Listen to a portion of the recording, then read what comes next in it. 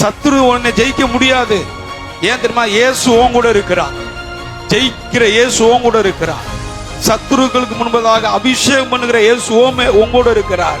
அபிஷேகத்தை உன் மேல ஊற்றுகிற இயேசு உன் மேல இருக்கிறார்.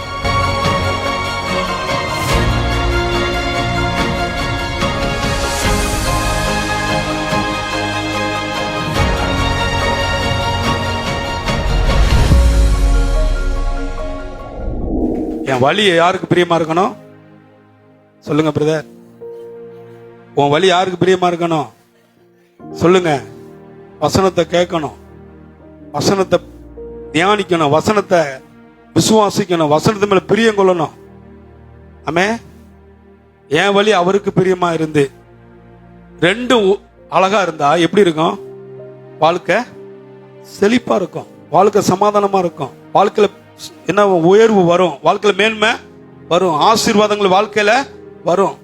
ஒருவனுடைய வழி, சொல்லுங்க, ஒருவனுடைய வழி, என் வழி கர்த்தருக்கு பிரியமா இருந்தா என் சத்துருவ என் பாதபடியில கொண்டு வந்து போட்டுருவாருங்க, சமாதானமாக்கிடுவார் ஆண்டவர்.